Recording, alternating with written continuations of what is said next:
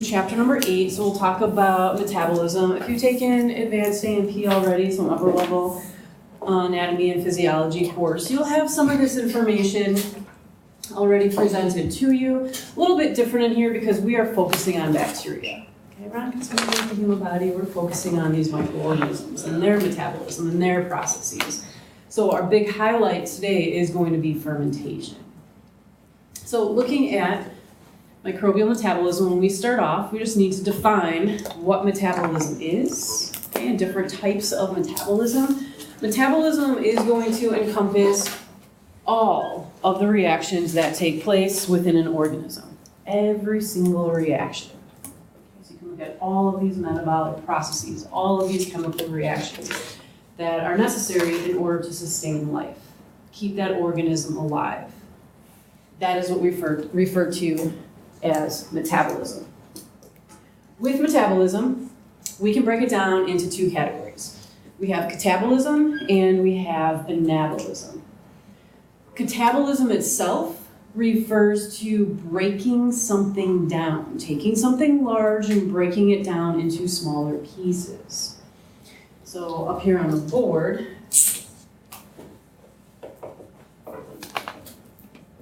just write down catabolism, and here we refer to these reactions where we break something down. We have something large, we're breaking it down into smaller pieces. We have a polysaccharide, we're breaking it down into disaccharides and monosaccharides. Okay. When we do this,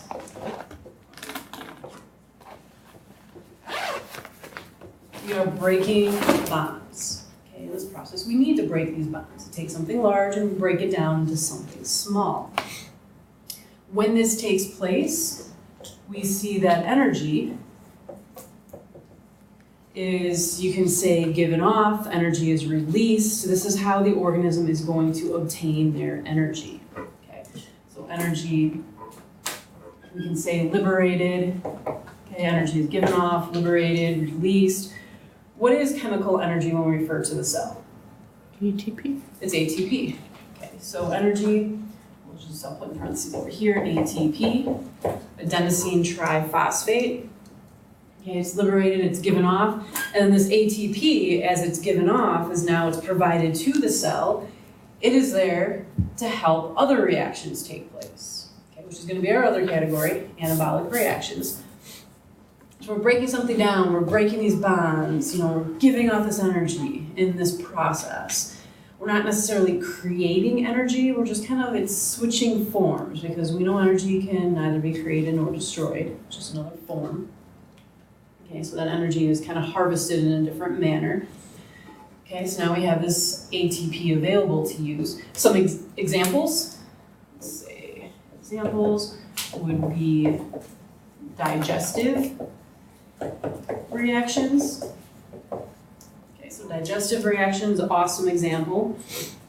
Okay, taking those, food particles that you are ingesting and chemically and physically breaking them down, okay, and harvesting those nutrients from them, obtaining that ATP from the food that you eat, awesome example. Digestive reactions are known as hydrolytic reactions. Okay, hydro refers to water, lytic means to break down, so here we're going to use water to break these bonds. Okay, so also known as hydrolysis. This is what we refer to with catabolic reactions, breaking something down. Energy is given off, with this system. Now on the flip side, put something up here about anabolism.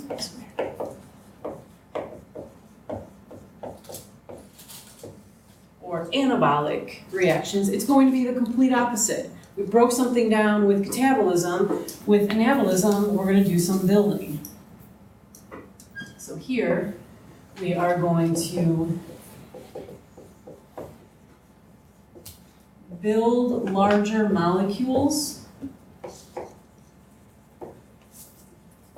from smaller ones. Okay, so we're going to build these larger molecules. We are forming bonds with this process. Forming bonds between these molecules, taking smaller ones, linking them together, forming something much larger.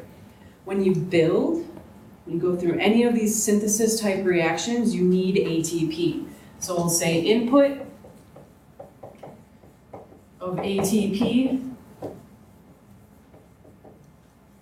is required.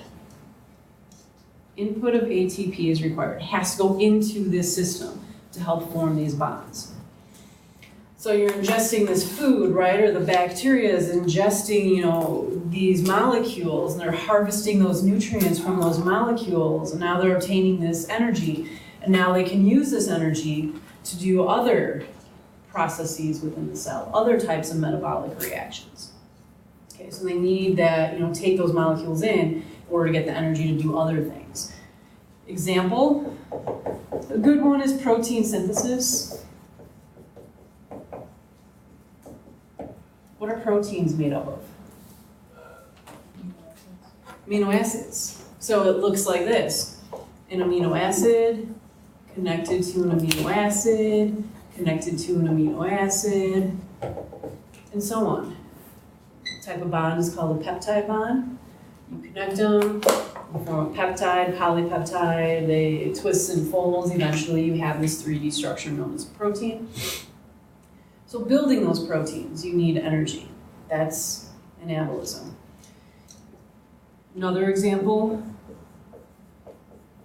dehydration synthesis, which is also known as, I'll put in parentheses, condensation reactions. Okay, so dehydration synthesis, condensation reactions. With these types of reactions, dehydration means to take water away. Take water away, and we're building molecules. When you think about hydrolysis, water goes in, and you're breaking molecules. So you take the water away, you can build. Here's an awesome example. Use markers. So here, I have this molecule, right? Here comes water. Hydrolysis, input of water, this is water. Here comes water. Water's present, broke the bond, they can't attach. Hydrolysis. Okay, water led to breaking of that bond. Now if water gets removed, dehydration synthesis, there goes water, water's taken away. Now they're able to attach, okay, and form a bond. So water is going to, in a sense, you could think about water as going to sort of hog the ends of these molecules so then they can't form a bond. Removal of the water, now they're able to form a bond. So know the role of water with metabolism and anabolism. All right, so next up, let me show you this table, and then I think I'm going to do a bunch of writing on the board and lift the screen. So first up, this table's in your book, and this is a pretty awesome table, because here along the y-axis, you can see that the complexity of molecules increases as you go up. And so here we can start with glucose. Glucose is going to be our starting reactant with the reactions we're going to talk about today. Okay, so it's your primary starting reactant. So we have glucose. Catabolism takes place, breaking down. So we're going to take glucose and we're going to break it down. We are going to strip it down. And when we are breaking it down, we are harvesting energy from breaking those bonds. Okay, so catabolic, you're looking at glucose, breaking it down. How do you do that? Here's the processes that we are going to mention today. Glycolysis, Krebs cycle. In microbiology, we call it Krebs cycle. In a physiology type class, they're going to call it the citric acid cycle, or they'll call it the TCA cycle, tricarboxylic acid cycle. You don't use those in microbiology. We use Krebs cycle. Respiratory chain, same thing as the electron transport system or the electron transport chain. Okay, so you can see it's referred to as a respiratory chain. Fermentation, this is our highlight with the second part of this chapter today. Okay, so we'll talk a lot about fermentation. All right, so you're basically stripping glucose down, and then you're going to use these precursor molecules, and we can start building other molecules from them. So everything over here is anabolic, because we're going to build, build, build. So we need energy for these. Down here you can say uses energy. Of course, this is going to yield energy, give off energy, liberate energy, provide energy. Okay, so we're going to build and build and build. So we have these precursor molecules. Here you're looking at amino acids being utilized to form proteins, amino acids, sugars forming some peptidoglycan, nucleic acids forming RNA and DNA, and so on. And eventually you have the entire organism, the entire cell, because bacteria are unicellular. Okay, so you need to break down these molecules in order to build other molecules. Okay, so let me raise this screen. And we'll talk about enzymes a little bit. So I'm going to write down a bunch of stuff.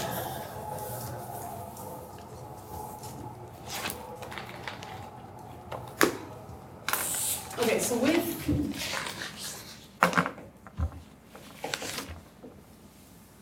enzymes, we'll talk about a few key features about enzymes, what they are, what we see with these enzymes. Okay. So first off, whenever we look at enzymes, we are going to see that they are quite large. Enzymes are larger than what you would originally anticipate. And then I'll say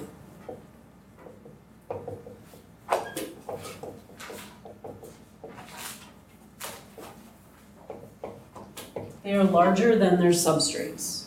Enzymes are larger than their substrates. The substrates you can think about as the starting reactant or the starting reactants of a reaction. Okay. I'll get into that in just a moment. They are mostly made of protein. Thus, they are organic. Protein molecules are organic molecules. Carbons connected to carbons, connected to hydrogens, it's organic. We can refer to them as catalysts. A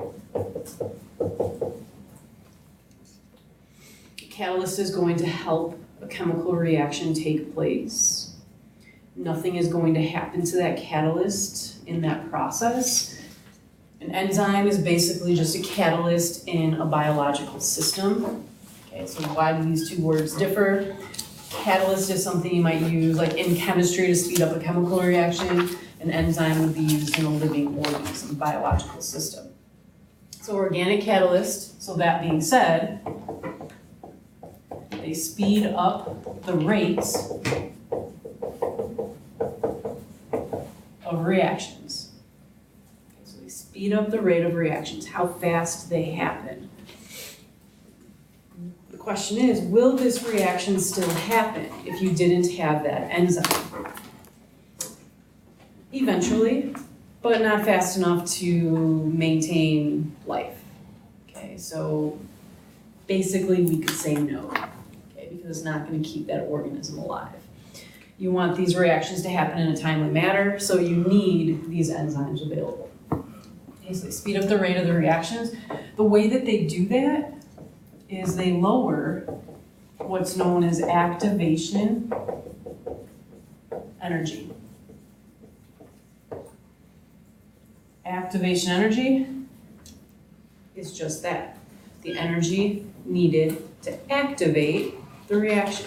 Basically to kickstart the reaction, get the ball rolling, just to kind of start things. So if you have to spend, X amount of energy, let's say you have to spend this much energy, all this energy, and then all of a sudden you have an enzyme and now you're only spending that much energy. You're spending less to get the reaction started if you have an enzyme. It's kind of like having a really good coupon when you go to the store, right? You're going to spend this much money. Okay, you're going to spend $50 on something, and you have a half off coupon. You're like, hey, I'm only spending $25. Good deal for me. Same thing with these reactions. Having that enzyme is lowering how much energy they need to spend. It's very efficient. Therefore, the rate of these reactions can happen very, very fast.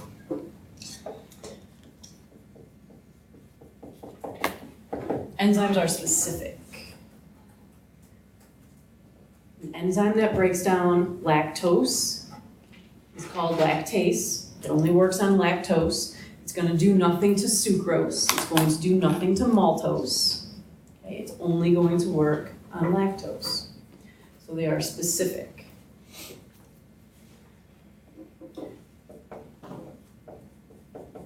They have a specific three-dimensional shape. Specific three-dimensional shape.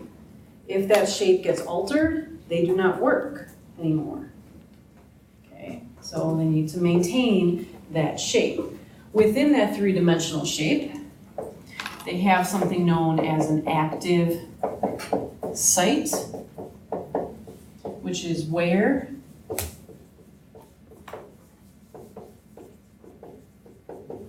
the substrate binds. Okay, substrate binds to the active site. Specific 3D shape, active site. So let's draw an enzyme. Draw one over here.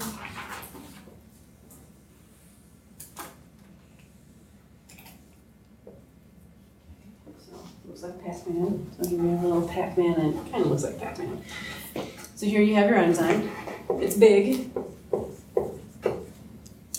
And I'll just use red right here, this area here.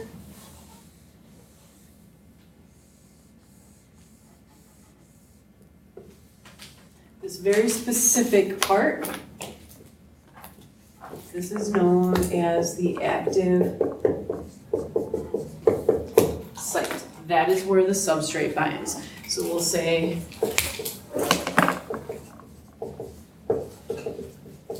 substrate binds. If this enzyme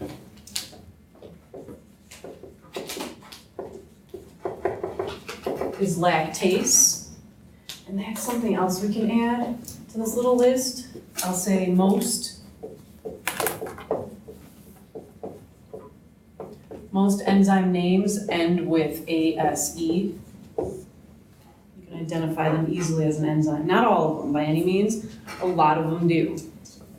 So lactase, it's an enzyme that's going to break down lactose. So here,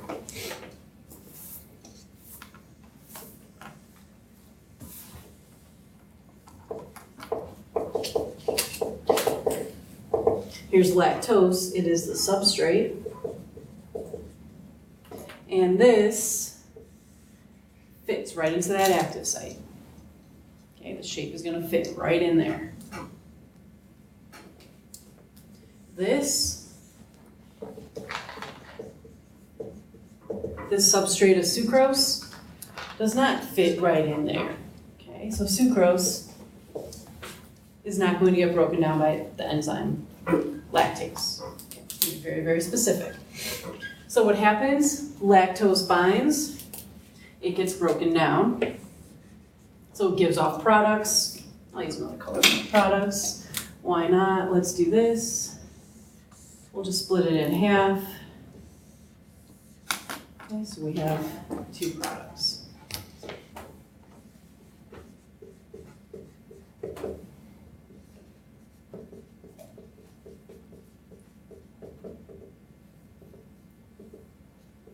Lactose gets broken down into glucose and galactose. There are the two products. Okay, so they facilitated this particular reaction. What else? What type of reaction is this? Is this catabolic or anabolic? Catabolic. Catabolic, right? Because we took something big and we broke it down into two smaller pieces. So what else is yielded with this reaction? Energy. So to be most proper, we can also say plus ATP.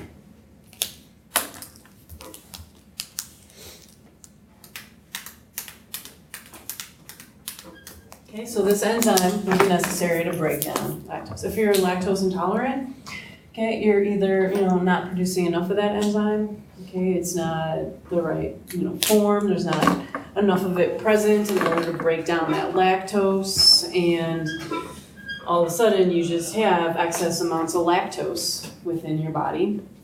Typically, that enzyme would break it down to glucose and galactose, which these two easily absorbed. Okay. Along your digestive tract, lactose is not. Lactose is going to absorb a whole bunch of water. Okay, so then you're not absorbing that water, so you have all this excess water in your intestines, and then the bacteria are going to start attacking the lactose and fermenting it. So now you have this excess water, you have all this gas built up, your body's going to want to get it out as soon as possible, and then cramping, diarrhea, gas, if you're not able to break down that lactose. If you were to have some milk, which individuals that are lactose intolerant can drink, this enzyme in very small amounts is present within that milk. Okay, so therefore, this enzyme broke down the lactose into these, and these taste much sweeter than lactose. So if you were to compare the two types of milk, this would taste a whole lot sweeter, the lactose-free milk, compared to regular milk. It's a little bit different. But really good example of this process. So very specific. That being said, we can say they are sensitive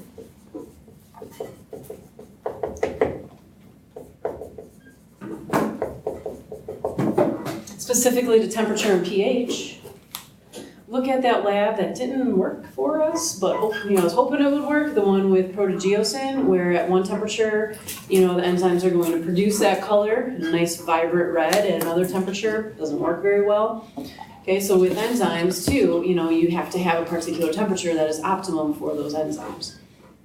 Temperature gets too high, all of a sudden the enzyme changes, and now if this enzyme looked like this, okay, that's not going to work anymore with lactose. Okay, so that's what happens if it gets basically, denatured, becomes unstable with altering temperature.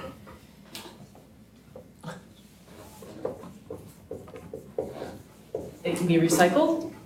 Remember, they're made out of proteins, so amino acids. So they can also be, another big one, they can be reused.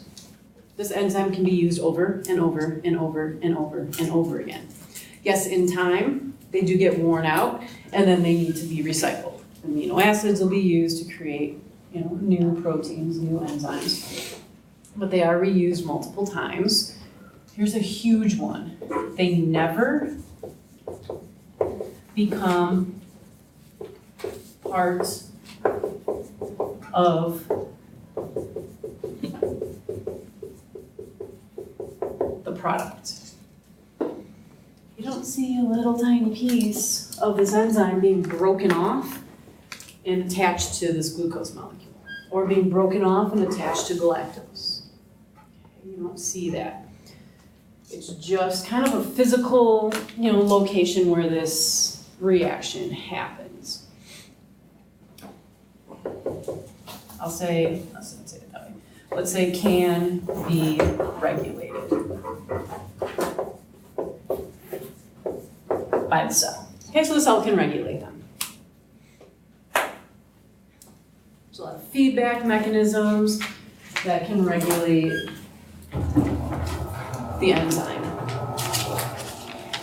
production. So let's say for a particular bacteria, if it's an environment with lactose, they can start, producing more and more lactase enzymes to break it down. Then all of a sudden, if they're in an environment where there's no more lactose, they can stop making that enzyme. Maybe now they're around sucrose, now they need to make sucrase. Okay, so you can kind of regulate, different enzymes. Okay, so we know that they're catalysts, increasing reaction rate. Come back, there we go. Has a physical site, okay, where that substrate, that reactant binds. We know that physical site, what is that called? Active site. Active site. Okay, it was like the mouth of Pac-Man. Very specific shape, okay, where that substrate binds. Look at this, there's a handy dandy table in your book, table 8.1, which lists a whole bunch of features of enzymes. I think we got most of them covered on the board. See if there's any that we missed. Most composed of protein, organic catalyst, speed up the rate, lower activation energy. Shape, specificity, and function, they're all different for particular reaction. Enable these reactions to proceed at a speed compatible with life, we got that. Active site, larger than substrates, do not become part of the products. not used up or permanently changed by the reaction, meaning they can be used multiple times, can be recycled, affected by temperature and pH, so they're sensitive, and they can be regulated. Okay, so we got all these covered already. We spent a lot of time doing that. You guys wrote a lot of stuff down, so you can probably expect that I'm going to ask you to kind of do the same thing in a couple more weeks when we have our next test. Just saying. So make certain you know some facts about enzymes. One of the most confusing things about enzymes is, you might look at it and say, okay, they allow reactions to happen faster, so they speed up the rate, but they lower the energy of activation. Sometimes that trips students up a little bit. What does that mean? I use the coupon analogy. We can use another analogy with someone rolling a boulder, down a cliff. Let's pick on Laura and say, okay, Laura's job is to take a boulder and roll it off the edge of a cliff. Nice. She's like, great. Okay, it sounds like fun. What she has to do first, though, they're like, oh, you got to push it up a hill 20 feet and then let it roll down. So how much energy is she going to waste pushing that boulder up 20 feet before she can release it? Too much. A lot. That's going to take a lot of time. And then Amanda has the same job, but all she has to do is push it up 2 feet and then let it go. Who's wasting more energy? Laura. Laura's wasting a ton of energy. Reactions going to happen a lot slower for Laura because she has this huge energy of activation she needs to overcome. For Amanda, it's going to be much faster. So Amanda has an enzyme, so it takes that energy needed for activation and just lowers it. This picture shows basically that. Okay, you always need to spend a little bit. So here's Laura, she's got to push it way up, 20 feet before it goes. And then Amanda, just a couple of feet, and then it goes. Okay, so you're saving, all of this energy right here by having an enzyme. Okay, so you're lowering activation energy, which is going to speed up the overall rate. Lock and key fit. Okay, so it's going to, those substrates are going to fit perfectly into an enzyme. Okay, this little black key opens a file cabinet in my office. If I were to take this little black key and try to put it into the door of the science lab, it's not going to work. Okay, only the key, which is going to fit the science lab, will work. Okay, it's a lock and key type fit with enzymes. You need the right substrate to fit with the correct active site. And we can see that with this picture right here. Here's a very large enzyme. Here's this substrate, fits perfect. This substrate's trying to fit, and it doesn't work. Okay, so no reaction with this guy. Here we can see this one that fits perfect was bound, your enzyme substrate complex. Reaction happens, here's your two products.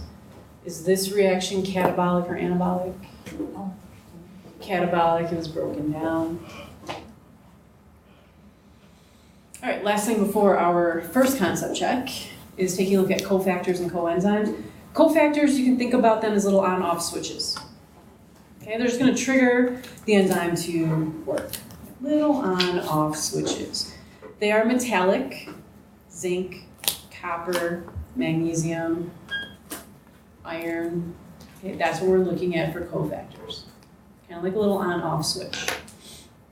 Not too bad. Definitely not organic. Okay, they're just metallic. Coenzymes are larger and they are organic.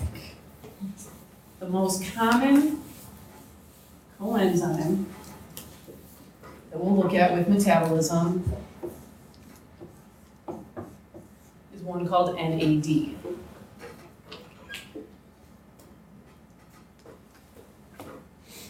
Nicotinamide adenine dinucleotide is what it stands for, and then there's FAD, which is flavin, adenine dinucleotide. You don't have to memorize the words, but just know that it does stand for something. They pick up these electrons and hydrogens and they drop them off at other locations.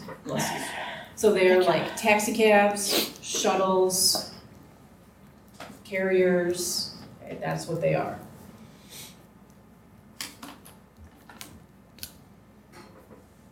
So if Kaylee has something and she wants to give it to Bryant, okay, let's say she can't just throw it to Bryant. Conveniently, Barbara is sitting right in between the two of them, so Barbara will take the object from Kaylee and she will give it to Bryant. So Barbara is acting as a carrier. Okay, she's picking something up and then she's dropping it off. And then she can go back, take something else from Kaylee, and then give it to Bryant. Okay, so these little taxi cabs, you know, when they're empty, they can pick people up, drop them off like at the airport or wherever, and then do the same thing again. That's what these carriers do. Instead of people, instead of objects, you're looking at electrons and hydrogens. Okay, so I'll just say electrons slash H plus, electrons are hydrogen ions. All right, let's do a concept check. All right, a cell uses blank to obtain energy and blank to build macromolecules. How about Megan? What do they use to obtain energy? Is it catabolism or anabolism? Catabolic reactions, yep. And then anabolic reactions are the ones to build macromolecules, okay, because they'll require the input of energy. 4 facts about enzymes. We went through at least a dozen. You should be able to rattle off a few. All right, let's see. So use figure 8.1 or table 8.1 for that bullet point. All right, true or false? How about Anna? An enzyme raises the activation energy required for a chemical reaction. False. That is very, very false. It lowers that energy of activation. How about Jimmy? The substrate fits into where with an enzyme? The active site. Yep, the active site. It's right into that active site. And then Carly, true or false? A coenzyme is an organic molecule that can act as a carrier. No, that one is true. Okay, so coenzymes, organic molecules, acting as a carrier. And then if I go back one slide right here, coenzymes, organic molecules, they're acting as carriers. All right, let's do a little bit more. Okay, we'll go a little bit further. I'll give you guys a break. Coming up soon, let's just get through a little more. So here we see some different enzyme classes. You're gonna notice they all end in that common ASE that you see with enzymes. The first part of the term lets you know a little bit about what the enzyme does. Just like lactase, we know it's going to work on lactose. Sucrase works on sucrose. Oxidoreductases. Think about oxidation reduction reactions where electrons are shuttled all around. Oxidoreductases, their job is to transfer electrons. Dehydrogenases. It's got hydrogen right in its name. It has D. D means to remove. So removing hydrogens, putting them somewhere else, so you're transferring hydrogens around. The next two get into water. Remember, right in the beginning of the lecture, hydrolytic reactions have the input of water to break bonds. So hydrolases, a category of enzymes which use water to break bonds. Ligases, you can't gather too much from the name, but it's the exact opposite. Okay, water gets removed, and then you can form bonds. When you form bonds, you need to have some ATP added. So ligases require that ATP. Okay, so just a few classes, so you should be familiar with those terms.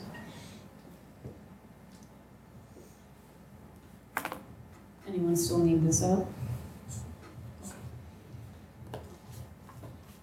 This one's pretty straightforward. So looking at exoenzymes versus endoenzymes, exo means outside of the cell, endo means within. So basically, exoenzymes do their work when they're outside of the cell. Endoenzymes do their work when they're inside of the cell.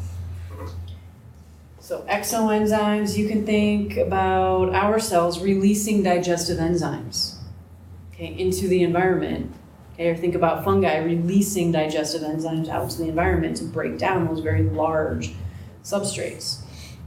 So when they do their work outside of the cell, they're known as exoenzymes. When they do their work inside of the cell, they're endoenzymes. So enzymes that are going to help to add new bases when forming RNA or DNA. Those are endoenzymes because that happens inside of the cell. Okay, so exo versus endo. This is a little bit more confusing when we look at constitutive and then regulated enzymes. So we have two main categories. Just gonna alter what we're looking at here. All right, so first up, we have what's known as constitutive enzymes. The term constitutive enzymes, that refers to enzymes that are always present in the same amount, same concentration, regardless of demand. Let's say, let's just use fake numbers. Let's just say the cell has 10 enzymes. However, there's 200 substrates. It would be great if the cell had more enzymes. Too bad, it's a constitutive enzyme. There's only 10. It's going to take a long time to process all that substrate. Okay, they don't make more of it. It's just always present in the same amount. Okay, so that's what constitutive refers to. Okay, present in constant amounts. You can see right here. So there's 5 enzymes. Okay, there's a few substrates. Add more substrates. Too bad, there's only 5 enzymes. You're not going to make more. Over here, regulated means you can make more or you can stop making them. Pretty straightforward. Couple definitions. Okay, so in this scenario, you're adding more substrate, so the enzyme is induced. Induction means we can start producing more enzyme. Okay, to meet demand. We're matching demand in this scenario. So we can regulate them to have induction taking place, making more enzyme, or we can have repression taking place, which means we stop making the enzyme, or we turn off activity of the enzyme. Okay, there's some regulation done by the cell. That is known as repression when they're turned off. Induction is when they are turned on. Yes? So what happens to the enzymes as they just disappear? They'll be broken down to amino acids, and those amino acids will be used for something else.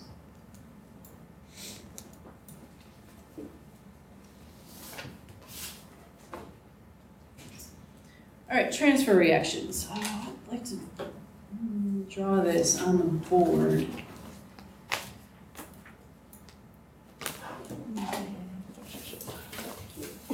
Our board size in this room is so tiny. So you guys should, if this is not printed in your notes, you should write this equation out in your notes.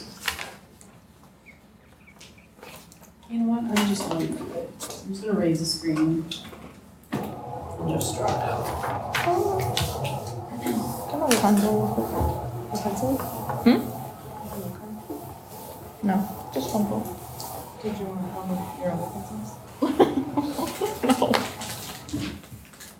I just separated. Yes. You said induction was adding to, what was the other one? Repression. When they're repressed, that's when they're turned off.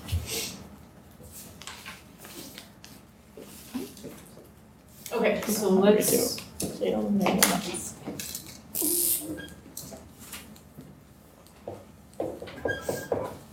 C6H12O6, what is that? Glucose.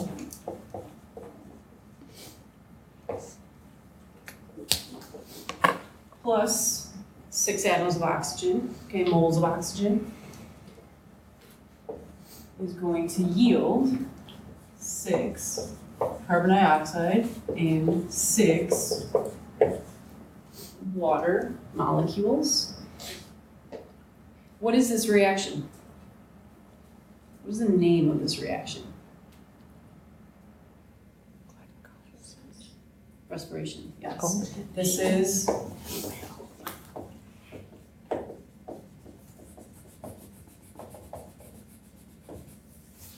aerobic respiration. Aerobic utilizes oxygen. There it is. Okay, here's the glucose that we are going to strip down to harvest some energy from it, yield some energy. So one more thing can be added to this reaction. ATP. Anyone that has learned aerobic respiration before, how many molecules of ATP are generated from one molecule of glucose? 36. Okay, it's 36. So let's do this. Let's say 36 / or 38. Things are different in the world of microbiology. 36 for eukaryotes. So any physiology course that you took, you learned 36. Microbiology, prokaryotes, 38. Why the difference? Eukaryotes have mitochondria, and shuttling molecules across the membranes of the mitochondria requires some energy. Bacteria, prokaryotes don't have the mitochondria, so they're conserving some energy by not shuttling molecules across those membranes. Okay, so there's actually more made by prokaryotes compared to eukaryotes. Redox reactions, okay, are going to be oxidation, reduction reactions. Oxidation versus reduction. So now we're hopping back to chemistry and thinking about the difference between oxidation and reduction. Which one of these two results in the gaining of electrons? Do you gain electrons when you're oxidized or when you're reduced? Reduced, yes. Okay, so reduction refers to Get more. gaining of electrons. Oxidation refers to loss of electrons. There's all kinds of mnemonics. You know, there's one called oil rig. Bless you. Oil rig, oxidation is losing, reduction is gaining. There's also, Leo says Gur. yeah, Leo the lion goes grr, Leo says grr. Losing electrons is oxidation, gaining electrons is reduction. So there's a few just to help you remember. I know it's weird because you think reduced, like you're losing something, but you're actually gaining something. But what you're gaining has a negative charge, which is why you're reduced. You're getting more and more of those negative charges. When we talk about these processes, we have to remember hydrogen ions are going to go along for the ride with these electrons. So when we look at what happens right here, we have glucose, 6 carbons, 12 hydrogens, 6 oxygens. Now we come over here, we have 6 carbons, we have 12 oxygens. What happened to those hydrogens? They're gone. Okay. So are we looking at glucose? Are we looking at oxidation or reduction?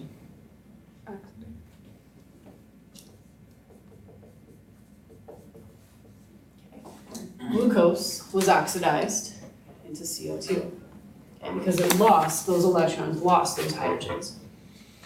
Oxygen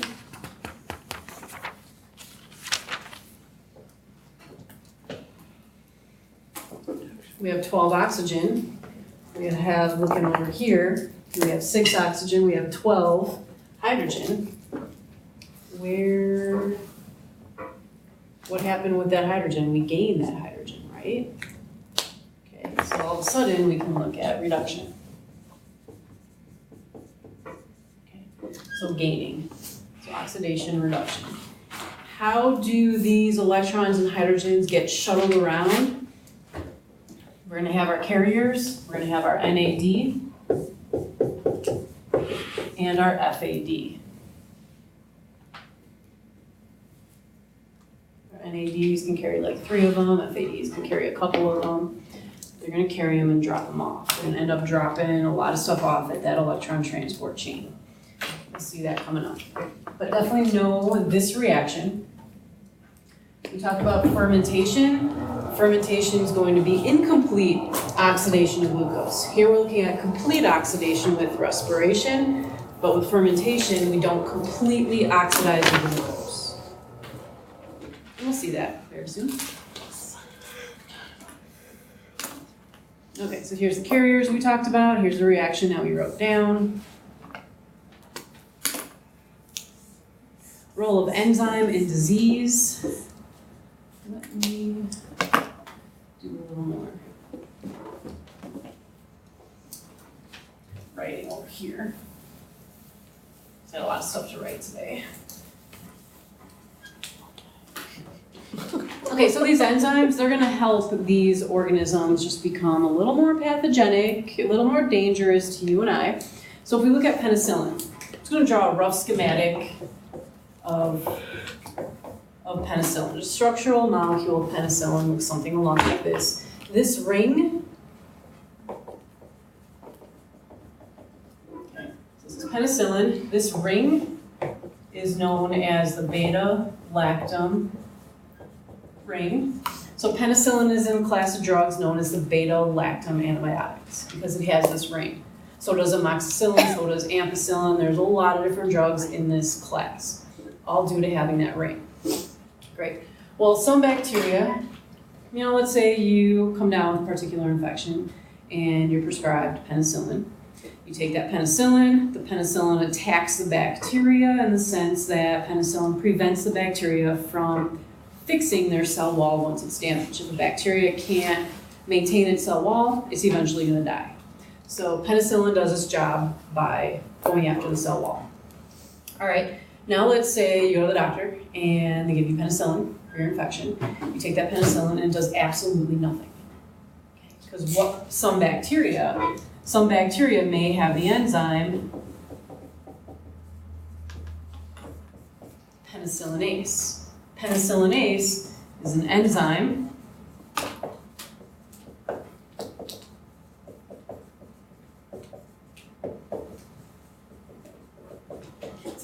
that inactivates penicillin.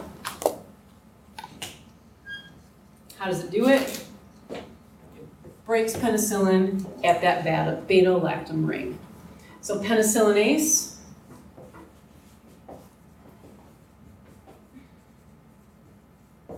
is known as a beta-lactamase type of an enzyme.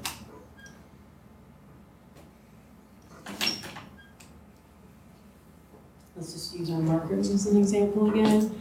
So you have that infection, right? And you take the penicillin, here's your penicillin, you take it, normally this penicillin is gonna target the bacteria, destroy the bacteria. And the bacteria are like, oh hey look, there's penicillin, I have this special enzyme, I'm just gonna break it, and now penicillin is useless. You can keep taking it, but the bacteria is just going to keep breaking it. So it's useless. So it would be resistant to that particular drug.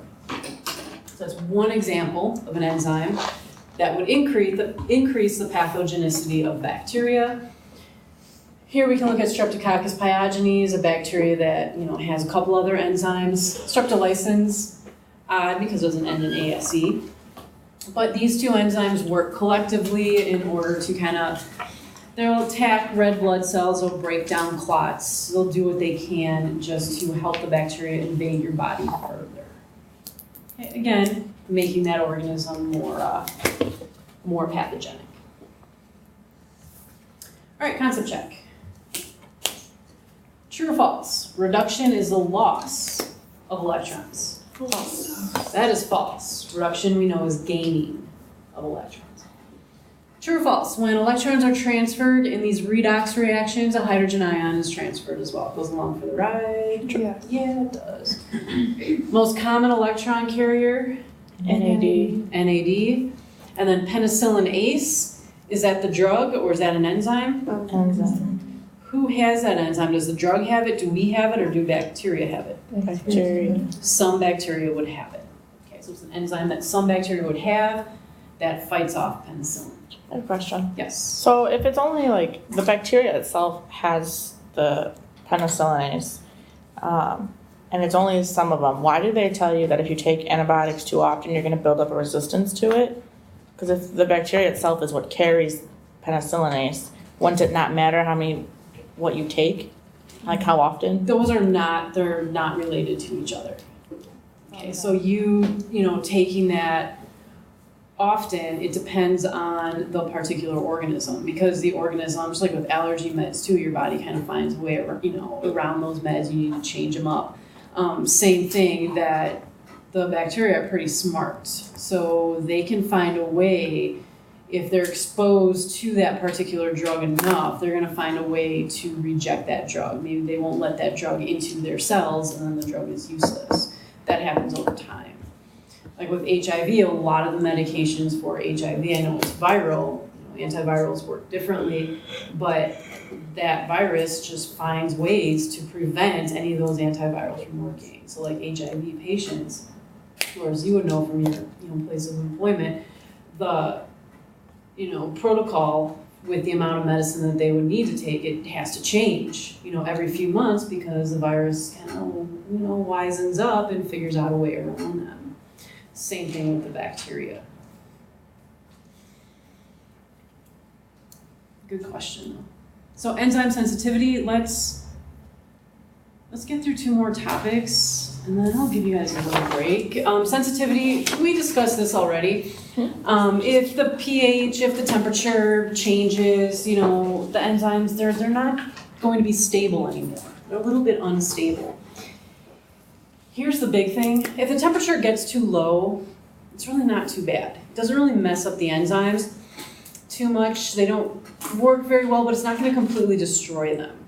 Okay, oftentimes the bacteria kind of lie dormant. They just work a little bit more slowly. But the temperature gets too high, you're looking at something like denaturation taking place. That's when they can change. Okay, they can be altered. Denature means to remove from their natural form, their natural shape. So Pac-Man's, triangular shaped mouth. If it's denatured, it's going to completely change from that triangular shape. Sometimes they can revert back, sometimes they cannot. If there's some coagulation involved, which you can see with moisture added to the heat. If there's moisture added to the heat, new bonds can also help to form, and you can't go back. Okay, moist heat can be pretty effective on these organisms at a lower temperature compared to dry heat. Okay, you can think about coagulation like cooking an egg, right? So you take an egg out of the fridge and you crack it open. It's clear, it's loose, it's runny. You cook that egg, like in a pan, for example, and all of a sudden, what was loose and runny now solidifies. Can you take that cooked egg and go back to how it was before you cooked it? You can try everything you want to try. You're not going to be able to get that egg to go back. Why? Because the proteins in the egg coagulated. There were these irreversible bonds that formed, it changed the consistency. That happens to enzymes, can't go back. As you see that with high heat, you also see that with added moisture. All right, let's do this topic and then I'll give you guys a break. Okay, so competitive inhibition versus non-competitive. What do you think about when you hear the word inhibition? Stopping something. Stopping something. What do you think about when you hear the word competitive? Going against, what else? Fighting. Okay, so 2 types of inhibition. So 2 types of ways that we can stop, okay, like Desiree said, stopping, so we can stop enzymes from working. Competitive means there's going to be some type of fighting. Non-competitive, there's no fighting, no going against each other. So let's look at this fighting one first, so competitive inhibition. So there's some type of competition which may end up inhibiting the enzyme. So if we look at this scenario, competitive inhibition, here's our big enzyme. This big purple thing, as we're going to see throughout this chapter, big purple things are enzymes. Here's your substrate, much smaller. Here's your active site. Substrate fits nicely into the active site. Okay, so it fits perfect. If this normal substrate binds, this is what happens over here. Here it is. You get your products, reaction proceeds. All is good. Okay. Now, in this scenario, we have a competitive inhibitor. This is how a lot of antibiotics are designed. Okay, they'll be designed to go after some enzyme that the bacteria has. So here is a competitive inhibitor. It has a shape similar to the shape of the normal substrate. Scientists in a lab design this drug where it's going to mimic the normal substrate that would lock onto the enzyme. It's not 100% the same, but the part that fits into the active site is going to be the same. So now if the competitive inhibitor binds, okay, so there's some competition, there's some fighting going on, but if this one binds, the competitive inhibitor, you're not going to get any products. Okay. Competitive inhibitor is not the normal substrate, you're not going to get any products. Enzyme doesn't work, reaction doesn't happen, organism eventually is not going to be able to survive. This is how, like I mentioned, a number of drugs are going to work. A number of antibiotics will be designed in this manner. The question is, who wins? So you have some antibiotic in your system, but there's also some normal substrates for the organism in your system. Like, who's going to bind to the enzyme? Who wins? It's usually the one that has the better fit, the better shape, but what if the part that binds is pretty good for both of them? It's going to be the one that is present in greater concentration, greater numbers. So when they have you take a particular dose of an antibiotic, it's for a reason. So you have that high dosage. There's more, you can think about it as more of the inhibitor compared to the substrate, so the inhibitor is always going to win, turn off that enzyme. Okay, so stopping to take it. Okay, so here you have the substrate now that can bind, and now the reaction continues to proceed. So having a higher concentration of the inhibitor, higher concentration of the drug is going to stop the system. It's called competitive because there's that fighting competition for that active site. On the flip side, we have non-competitive. So there's no fighting, but it's still a means to turn off the enzyme. This one has nothing to do with antibiotics. Okay, this one's a little different. What do you notice about this enzyme that's different from the other one? It's split. It's split, but not only that, it's kind of a bad example that it's split because they're not all going to be like that, but not only that, there's a second site. Okay, the second site is called the regulatory site. In physiology, bless you, you may have heard about it as an allosteric site, allosteric effector. Okay, if those terms sound familiar, but regulatory site is an additional binding site on the enzyme. So non-competitive, no fighting. So here's a substrate, it binds. Okay, so I'll show you this one side. Oops. So substrate binds, reaction proceeds, and we get this weird looking yellow product. Okay, so as long as that substrate binds, we get these yellow things. Now let's talk about nutrition. So let's say the bacteria is in an environment and there's plenty of these yellow structures around. Lots of them around, so they don't need to make any more. This reaction doesn't need to happen. So what's going to take place, the overabundance of these yellow things around are going to actually bind to the regulatory site. Once the yellow thing binds, okay, this product, this regulatory molecule binds, look at the shape of that active site here compared to the shape of the active site here. It's a little bit smaller. Substrate can't fit. Substrate can't fit, no more yellow things are made. All of a sudden, if there's no more yellow products in their environment, they're like, oh no, we need to start making more. Then this one falls off, active site goes back to its normal shape, and then this process continues. So this is a way that the cell itself can regulate these enzymes, regulate these reactions. So that's competitive versus non-competitive. It's a confusing topic, so definitely read about it in the chapter. This picture is out of your textbook as well. Okay, so spend a little bit of time looking at that. Let's take a very short break. You guys can stretch your legs, grab a quick drink, and then we'll regroup and just do the last little part of the chapter, which is looking at these pathways.